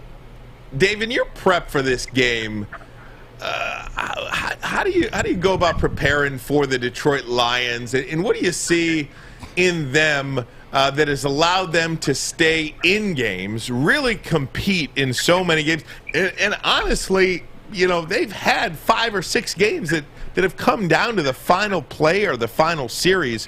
What have you seen out of the Detroit Lions in your prep? Yeah, there's no question there's a culture that has been built, and I think when you start a new era, you really need to have a culture in place, and I think they do, and I think that's what you're seeing, a team that's going to fight, a team that's not going to roll over, even late in the season when you got COVID problems and injuries, and you start to think about summer and your plans for getting away for a couple weeks for winter break. So I feel like, I had Chris Spielman, his good friend, former colleague of mine on, we got a podcast out here, and I had Chris on this week, and he's a big part of that culture. Just, one of the reasons they hired him was to help, change the culture in that building and kind of unify and bring people together and, give suggestions, be involved on the day-to-day stuff, whether it's with the owner or the coaching staff or personnel or ticket sales. And I think, you guys probably know Chris and kind of his personality and what Chris is like. And it's reflected in the way the team plays. And I think, that's Dan Campbell's personality as well. So I think the Lions are headed in the right direction. They just need some time, and they need better players, which they're going to get here in the next, year or so. And you guys know you can turn things around pretty quickly in the NFL. The Cardinals were in a similar situation to the Lions in 2018. In 2019, they made a coaching change, got a different quarterback, and, before you knew it, they're on their way to being a Super Bowl contender. Talking to Dave Pasch. Pasch, I appreciate that. Chris is a friend of the show, so we were excited to see him get into the Lion Pride. And as you said, we had Derek Barnes on the show a couple weeks ago, and, you see that physicality. You're starting to see a little bit of what Chris Spielman brought to the Detroit Lions as a player, kind of him bringing it as a front office individual. Hey, Dave, I know you know Urban Meyer well, and obviously Urban Meyer's out now as the head man down there in Jacksonville. Don't want to get too deep into it, but just talk to about Urban, because there's some things said about him not being a good guy, and I know you know him better than a lot of people. Talk about him and his character as an individual and, him winning or potentially coming back to the NFL. Well, I think, I got to know Urban working with him in 2011 in between the Florida and the Ohio State jobs, and you guys probably know when you do this job and you travel every week for 4 straight months, you get to be pretty close with people you work with, and you're spending half of the week together every single week and doing a lot of different things together. And that year in 2011, it was with Chris and Urban. I know Urban pretty well. I have not spoken to him since the news broke. But a lot of things that happened this year, just, what you read about, it's unfortunate that, it came down to this. And I hope things are okay with him and his family. I hope the Jaguars, can move forward and find the right person, because obviously the ownership there is very strong. And, they've had some success over the years. I really think Trevor Lawrence has a chance to be a great player. It didn't work out. It didn't work out with Urban there. I don't know if it will work out elsewhere in the NFL. Or in college, if that's even an option. I mean, who knows what the future holds there? I'm not sure that it's going to be that easy, but I think we're a forgiving nation, and I think there'll be an opportunity at some point if he wants to go back into coaching, but I'm not sure after this that that'll be the case. Dave Pasch joins us, the voice of the Arizona Cardinals, ESPN as well, college football and basketball, and of course a Detroit native back in the day, WDFN. The first sports station here in the Midwest. Indeed. It was great to have him here, and we're so proud of all the success you've had, Dave. I wanted to ask you about your Cardinals, man. Kyler Murray, this team, James Conner, these cogs, and now you lose DeAndre Hopkins for the rest of the regular season at least. What's with this team? 7-0 on the road, and they struggle a little bit at home. Try to wrap. Is this team as good as the Packers and the Buccaneers in the NFC? Yeah. Well, first of all, I did love my time in Detroit the 2 years we were there. In terms of this team, look, their 2 national TV games were 2 two of their worst games. They've had 3 bad games this year, and 2 of them they still were in, and those are the 2 games you guys probably saw, Monday against the Rams and the Thursday game against Green Bay.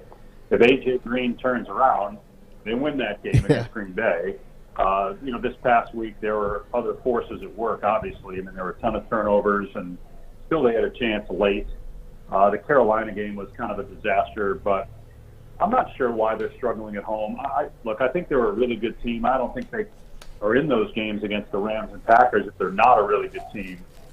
And, the Hopkins loss is big. There's no question. The guy is one of the best receivers in football, and Braylon knows how good DeAndre Hopkins is. He can speak to that. But they have other weapons. Oh, yeah. I think that their offense is good enough to overcome losing D-Hop. The Packers, when they lost Devontae Adams, came in here and beat the Cardinals pretty good. So I still think they're good enough to win it. You got to get hot at the right time, and you got to be healthy. But the biggest thing is you got to have your quarterback healthy. And Kyler, they got through that time when he was out, and he's back to 100% now. He was hurt at the end of last year. It's a big reason why they weren't good enough to get into the playoffs. But if they win this week, they're in. I still think the chances are they win the division and get at least one home game, and then all it takes is you to get hot or get a little luck. Kind of like 2008 when the Cardinals made the Super Bowl. They weren't the best team, but they got hot. Yep. And they ended up getting a little luck, and they ended up hosting the NFC Championship game as 9-17. So you got to get some breaks to get there, and you got to be healthy. So hopefully the Cardinals can be healthy going into January.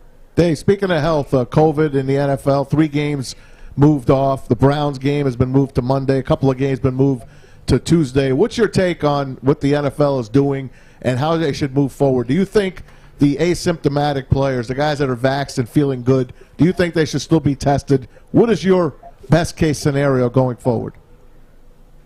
I guess the best-case scenario would be altered protocols where even if there is testing, if guys do test positive and they're asymptomatic, there's a way to get them on the field quicker. This is way above my pay grade in terms of who should be playing and not playing, how it's transmitted, whether it's transmitted during games, and I don't know. But I hope, for everybody's sake that loves the game, that it's something obviously we need to take seriously with COVID. But at the same time, is there a way to alter protocols where there aren't symptoms and players are healthy despite having the virus? That they can get on the field and play. Dave, I want to go back to the Cardinals if I could, because we sit here in Detroit and our team's not very good, but we believe that the general manager, the head coach, kind of the right guys moving forward. From your seat, as you sit with the Cardinals, how important is it to the franchise to get that guy? And when I say that guy, I mean Kyler Murray has really become, from afar anyway, an elite level quarterback that you could win a Super Bowl with. I don't know if we have that guy here yet, but what one guy at that position can do to change the course of a franchise. Can you just speak to that and what Kyler Murray has done for Arizona? Yeah. I mean, look, I think, Cliff is a great coach. But Cliff would tell you, you don't have Kyler Murray and you got somebody that's not very good, it's hard to win. I mean, in the NFL, you have to have that guy, and the Cardinals do have that guy. And I agree with you. I'm not sure the Lions do. Jared Goff did get them or helped get them to a Super Bowl.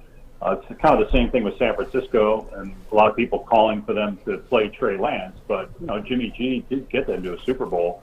Now, can he win one? Yeah. I mean, could Jared Goff have won that game? Sure. But, usually, as we know, the guys that win Super Bowls are the guys that are among the most talented. They're in that elite status. And I think Kyler is getting there, if he's not there already. So I think you got to get that guy, and I think you have to be willing that if it's not working or if you're not sold, you need to be able to move on quickly. The rules have changed. It's not like when Matthew Stafford got drafted by the Lions and you're guaranteed $50 million. Yeah, it's different now. The scale is different for these guys. The Cardinals were really the first to move on after they drafted Josh Rosen. It was more about Kyler Murray being that good than it was about Josh Rosen. They just felt they needed to move on. Kyler was that much better, And while Rosen, they thought, had a chance, Kyler Murray, they thought, was a sure thing and can't miss, once-in-a-lifetime type player, which I do think he is.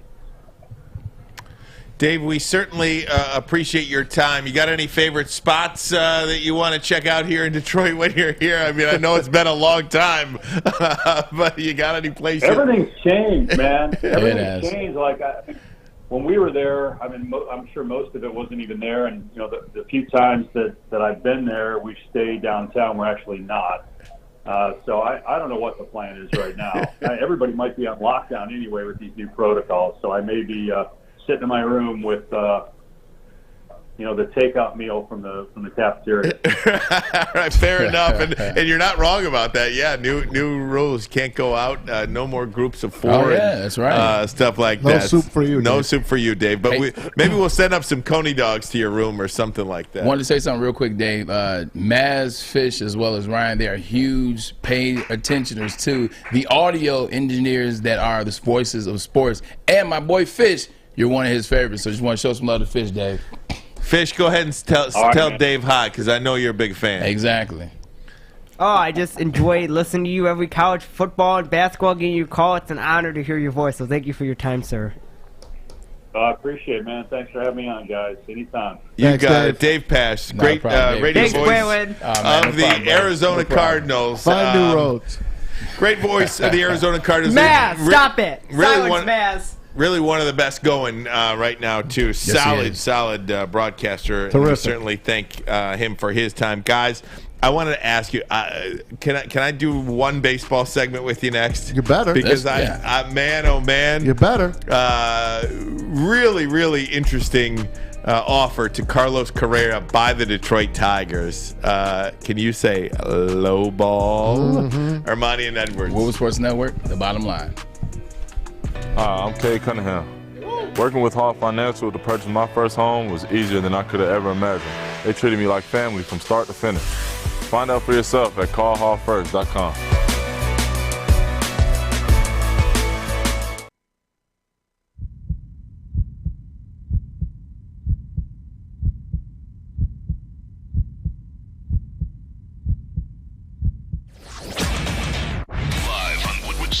It's the Lions pregame show, covering everything you need to know for game day. Join pros and Joes as we cover our hometown Detroit Lions. This one's damn near empty. Oh, yeah, you see the catch right on time. Gypsy Vodka, this is what we do.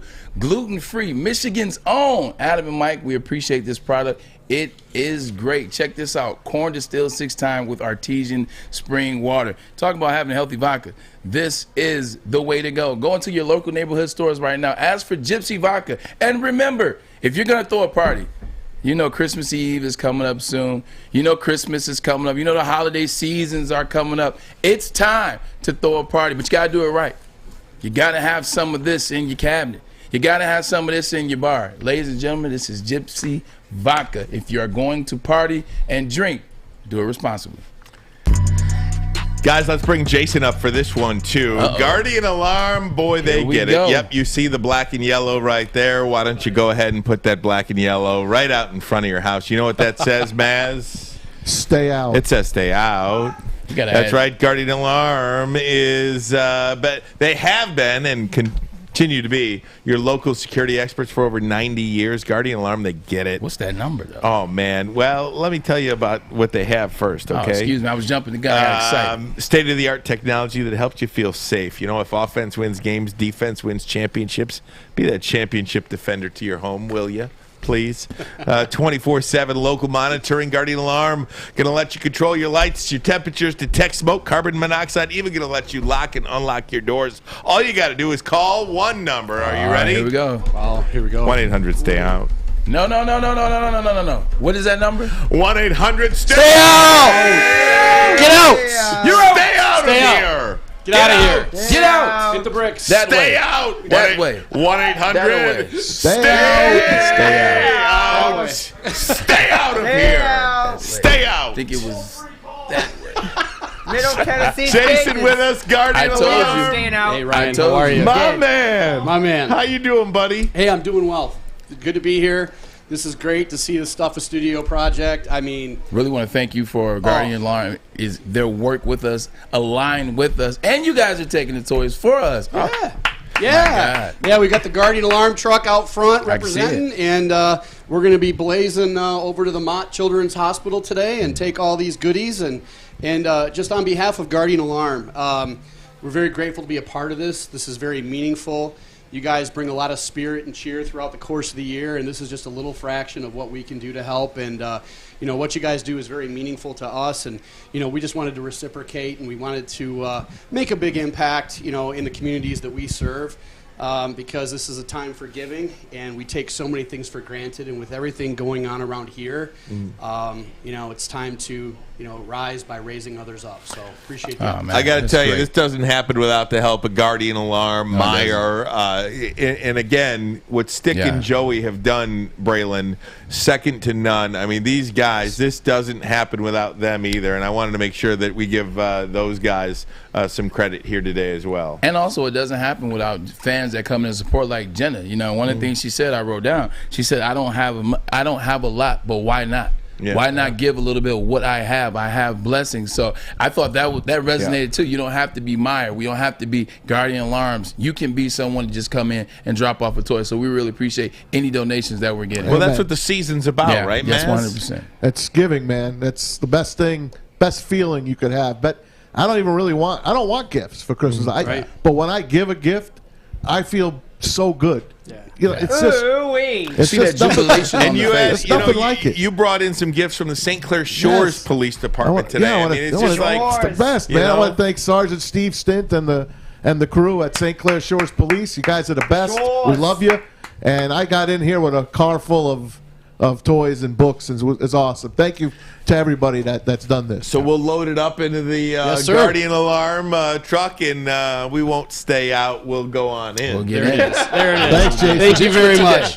Appreciate you guys. Buddy. Just Appreciate for today. man. Just for today. Oh, by the way, yes. Sorry about that Fulton Championship. Sorry about that, buddy. Sorry about that. So close.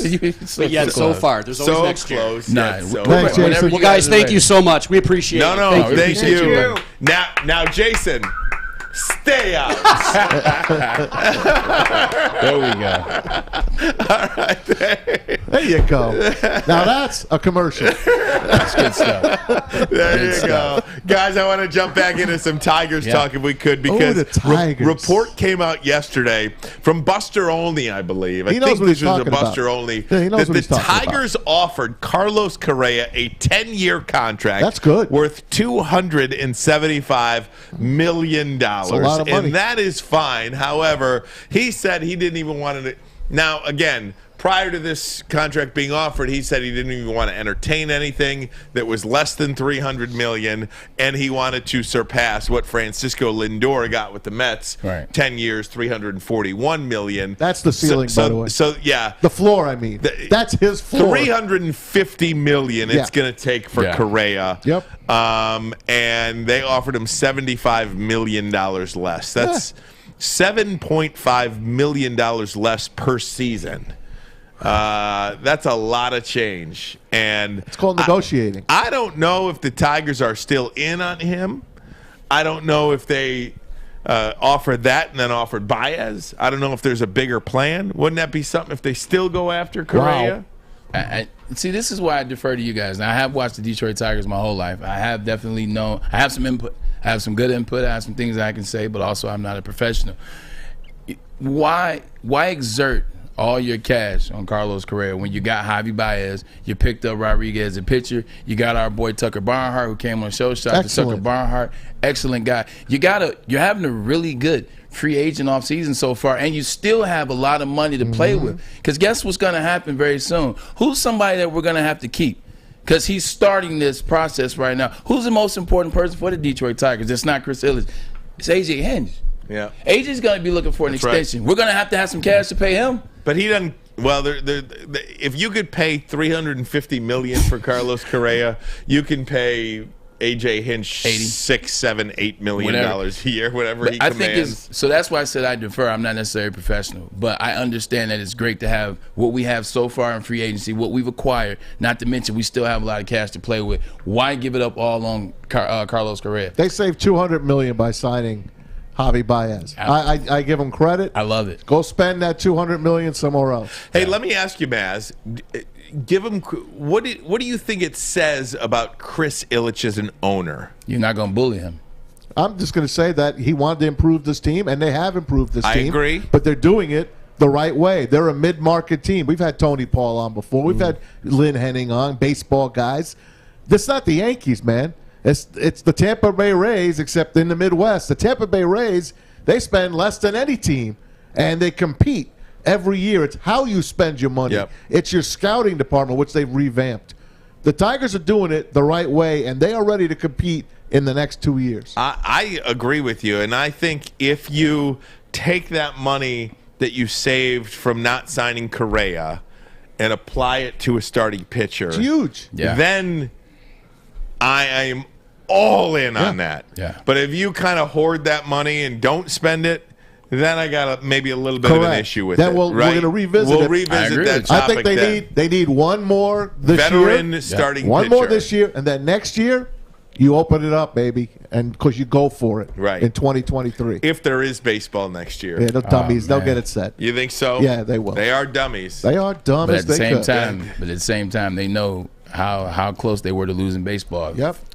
3 times now? And we've said it. Lower prices on some stuff that we could eat and drink, too. trying to tell throw you. us a crumb for crying out loud. Seriously. I mean, and that's ultimately, I think, what it's going to take to get people back in stadiums. Like a free beer, Whatever. How many guys would say free beer for with your show of Hot ticket dogs. purchase? What's a hot dog cost? A nickel? Right. Exactly. Buy one, get 30 one. on a minutes hot off your dog. life. Who Give me cares? a break. Yeah, I mean... 30 it's minutes just- off your life. Well, just take what Arthur Blank does down in Atlanta. Exactly. Just do that. You get a $2 hot dog, Yeah, a that's $1 great. pop. They have a you know. family pack Yeah. for $5. I'll give the Tigers that. You can get a hot dog, a little small drink, and a potato chip, a small potato chip for $5, which isn't bad. Ooh, that's a good deal. It's not a bad thing. Dollar dog night. Ooh, wee. Ooh, Fish likes that. Oh. You know, down in the bowels of Comerica Park, you can go buy dollar dogs where all the vendors eat, and I would always go down and I'd buy my dollar dog. You know, when I was working in the media. Oh, yeah.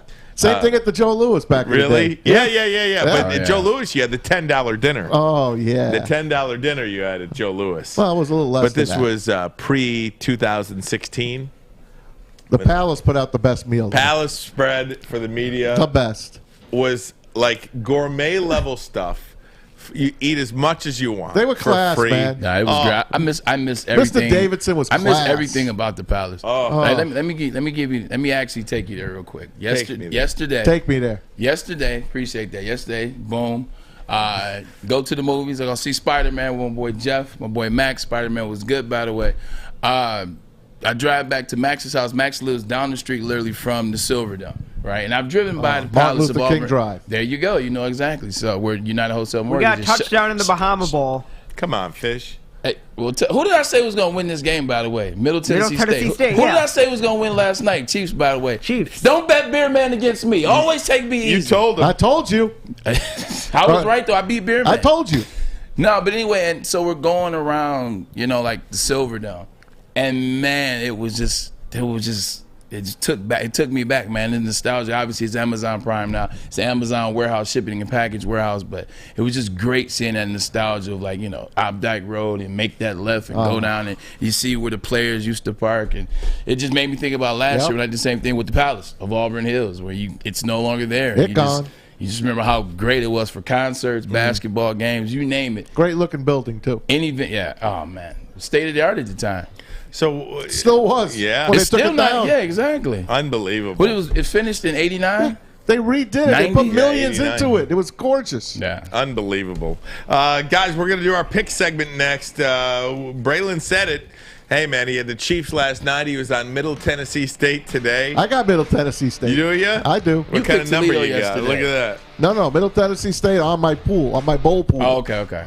Starting off. They got the points. Full pool. Gotta love it. Looking man. like That's 1-0 when you know for full Maz. season. 31-24 minutes to go. The Rockets Do any of you guys do bowl picks? No. I got a funny story about a bowl pool thing that we did with the New York Jets and how Rex Ryan screwed me out of the full purse. I got screwed. Well, he gets his piece. No, he did, but I'm gonna tell you how he did it. All right. When we come back from break, we'll talk Great. about it. And we're gonna get Rex played me shady, man. We're gonna do our pick segment next too. Special guest too. Special guest, Ermanni and Edwards. Woodward Sports Network. The bottom line.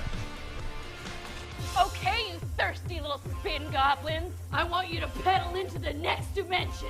Spin it! Spin! Spin! Uh-oh! Carmen's falling behind. Let's give her the hiss of shame. Spin! Spin! Spin till you bleed! Don't ride the bike of shame. Come to Planet Fitness and find your own lane with tons of equipment, free fitness training, and no hissing. Join today for just $10 a month. And a miraculous catch. Follow us everywhere. Just search Woodward Sports on YouTube, Facebook, Twitter, Twitch, IG, and more.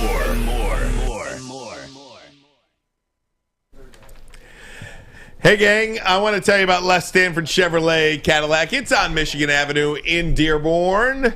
If you want to buy a car, they've got one for you. And if they don't have it, they'll order it for you, okay? And if you want to check out their pre-owned lot as well, any make, any model there. Maybe you don't want to buy a car. Maybe you want to sell them your car. That's right. Drive on in. Walk out with thousands. That's right. Doesn't matter whether you own the car or lease the car. That's because Les Stanford is your authorized lease return center.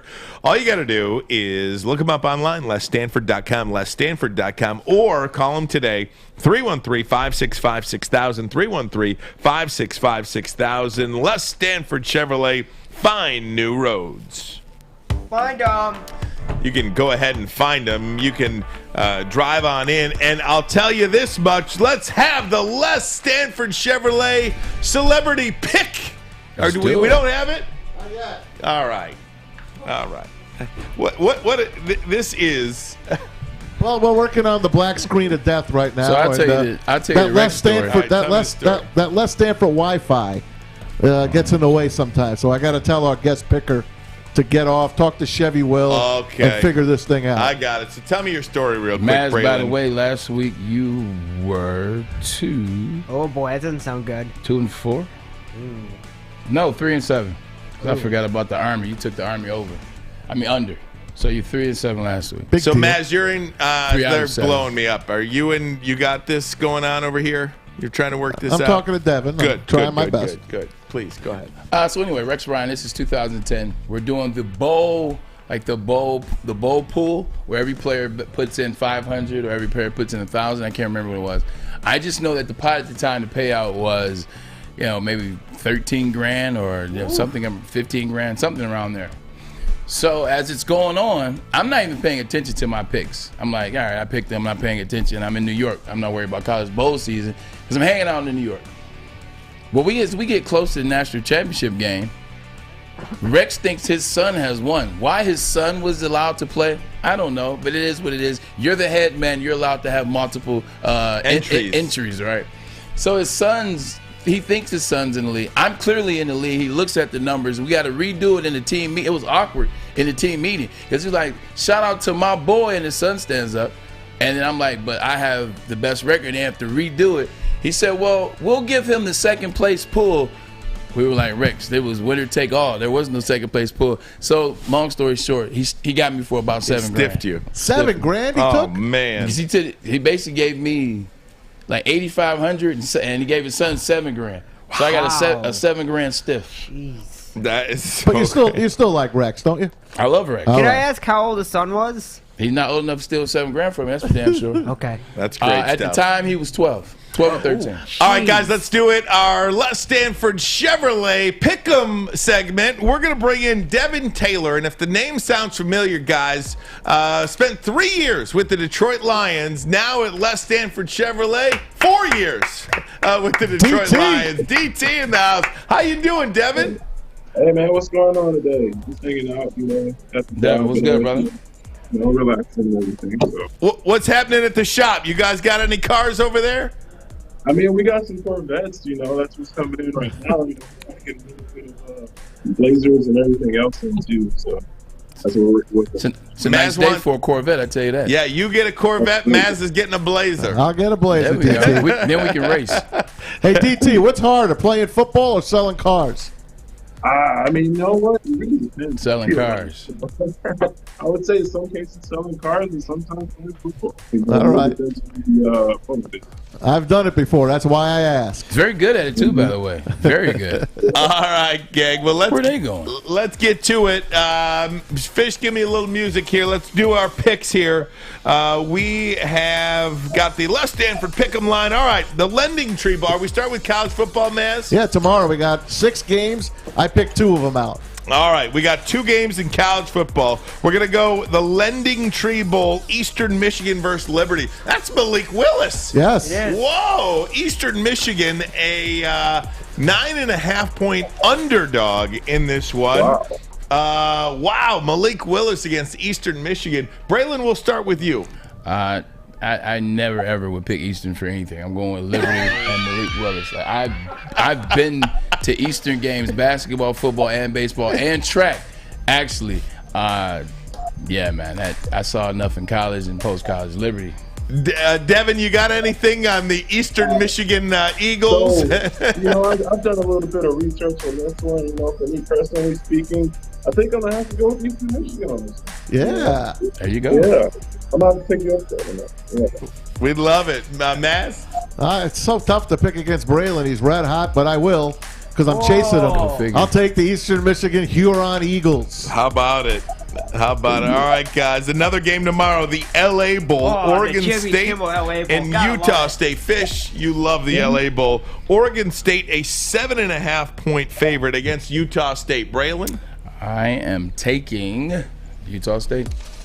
Utah State. Devin, what do you got on Oregon State, Utah State? You know what? This one I'm going to have to agree with Braylon on the end. I'm going to have to go with Utah State on this one. I'm gut feeling on this one for sure. That's what connected. He played for Detroit Lions. My dad played for Detroit Lions. See, there's a connection there. That is it. Make it a clean sweep. Make it a clean sweep. Give me Utah State. Utah State. There we go. Ooh, I like underdogs in bowl games. All right, gang, let's go to the NFL now. NFL, game of the night, and it's now the only game tomorrow because that Cleveland Browns-Raiders game got postponed They're trying to get Baker Mayfield till in the Monday, playoffs. 5 p.m. Monday. So tomorrow night, Patriots at the Colts. Indianapolis, a 2.5-point favorite. Maz, we'll start with you in the NFL. I love the Colts, and I'm sticking with them all the way to the end. Give me the Colts to win that game and cover that spread. Devin Taylor. See, for me right now, I kind of like the Patriots D. They've been showing up, all over right now for the season. So for me, I'm going to have to pull them out for right now. It's good. You got it, Bray. I'm going with Colts. Maz and I have been on the Colts all year, especially in the last 7-8 weeks we've said in terms of their defense, the way they play with Jonathan Taylor.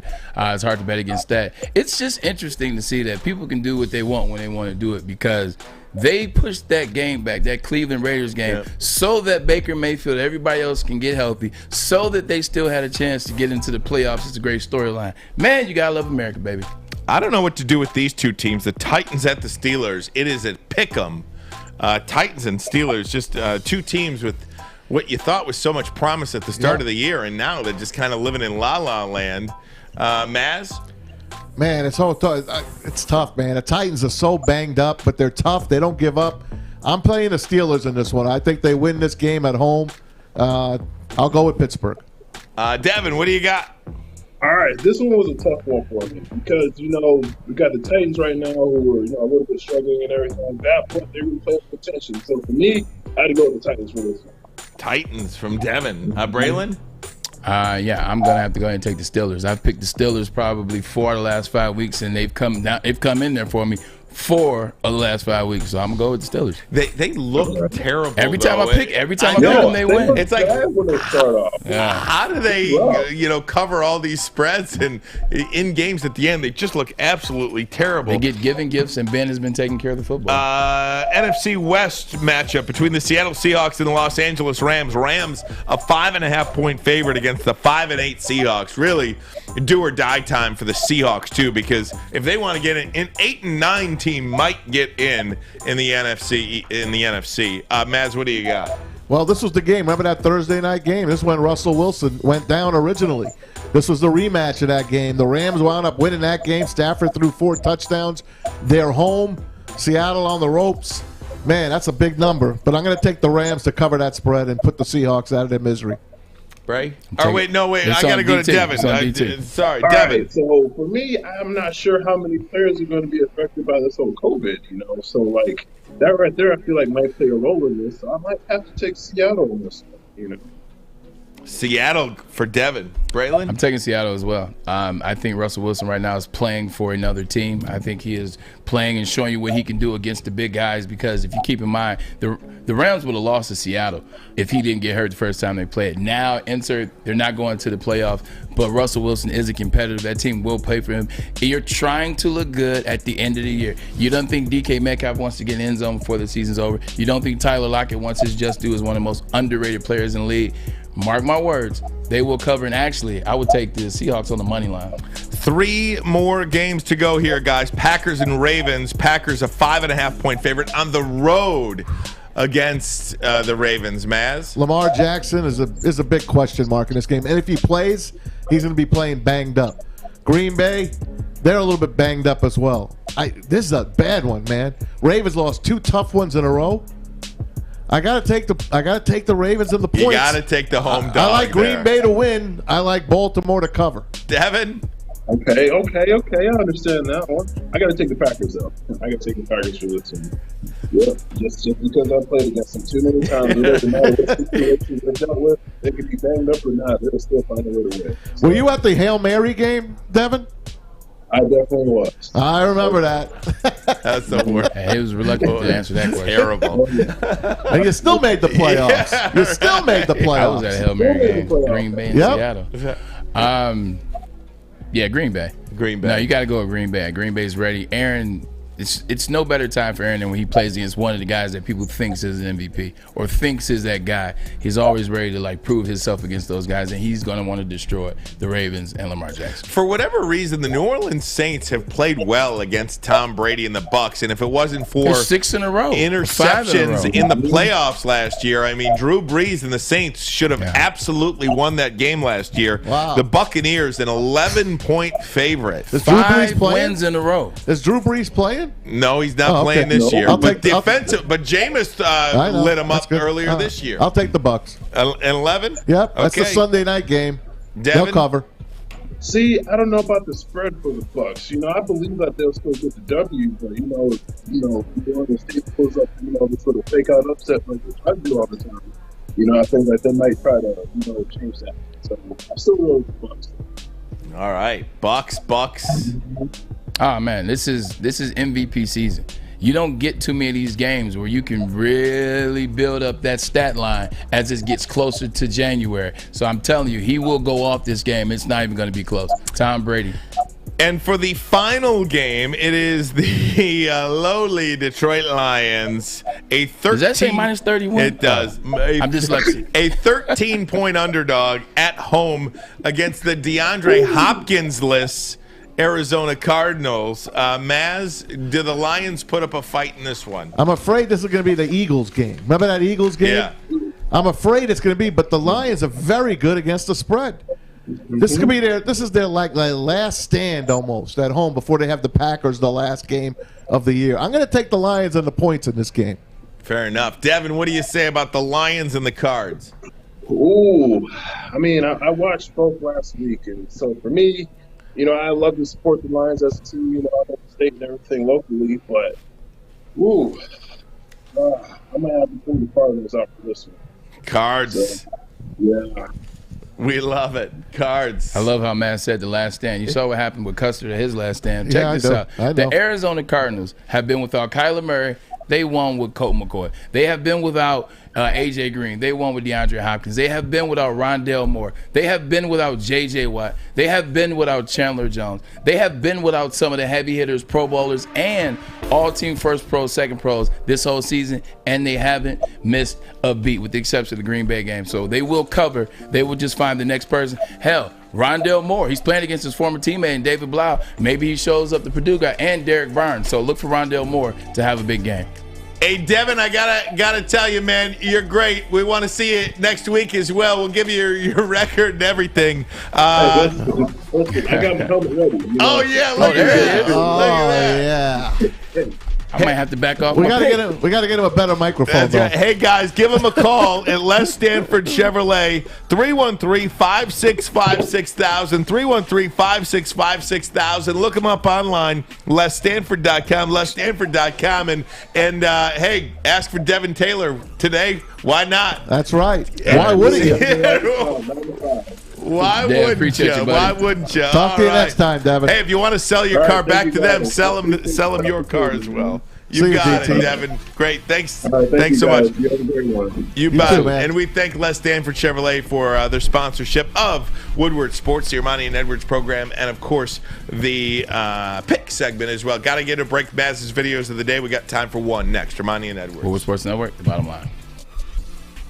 It's that time of the year again. Time for our second annual Stuff a Studio with Woodward Sports. Last year, Metro Detroit came together to help make the largest single toy donation in Mott Children's Hospital history. This year, we make it even bigger. Stuff a Studio is happening December 13th through the 17th at the Woodward Sports Studios in Birmingham. The children in Mott Children's Hospital fight so hard all year. Now it's up to all of us to help bring a smile to their faces. So while you're out holiday shopping, make sure you pick up an extra toy or two and help us spread some love to Metro Detroit this season. We look forward to seeing you December 13th through the 17th as we stuff our studio with Woodward Sports and Myre. Woodward Sports Network, let's go! Hey guys, it's Maz for the Folding Warehouse in Hamtramck. Make sure you check them out. It's a fun game, throwing a football at bowling pins. Last night I bowled regular. I think it's a lot easier to throw a football at bowling pins. How did you do? Than a bowling. I shot 628. Not bad. That's not bad. We won. That's all that matters. Go Harbor Lanes, by the way. Clap it up for Maz, everybody. Folding Warehouse in Hamtramck. Chris and Noni Hutt, your hosts, and of course the inventor of the game is Chris Hutt. Make sure you get down to see him. Couple ways to play.